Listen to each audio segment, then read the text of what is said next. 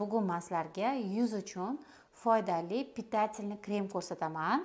Bu juda ham oson tayyorlanadi, uy sharoitida kam xarj, lekin yuzingizga har kuni bemalol питательный krem sifatida surishingiz mumkin bo'ladi.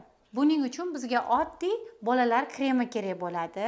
Mana shunaqa rossiyskiy kremlardan foydalaning. Tik-takmida, Alisamida farqi yo'q. Bundan bir osh qoshiq детский krem olamiz.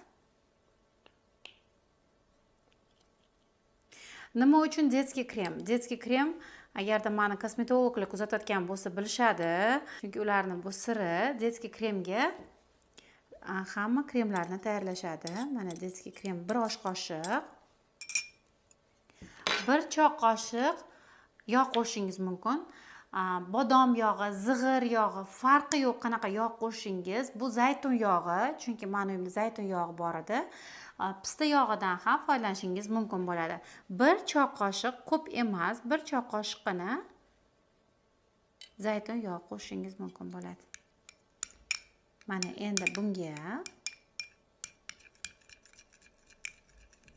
eng buni foydali siri nimada deysizmi? Aynan E vitaminini qo'shamiz. Mana bunaqa kapsulasini minada teshib 5 tomchi qo'shamiz. Bo'ldi.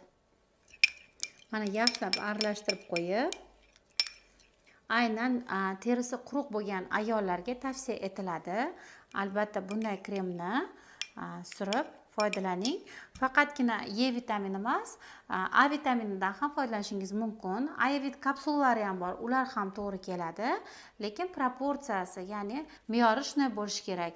Bir osh qoshiq bolalar kremi, bir choy qoshiq xohlagan yog'ingizdan, men zaytun yog'idan foydalandim va 5 tomchi E vitaminidan.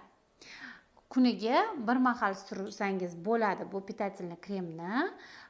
Nima deydi? Ajin tushishni oldini oladi, yuzingiz tiniqlashadi va bu bilan birgalikda yosh ko'rinishga ega bo'lasiz.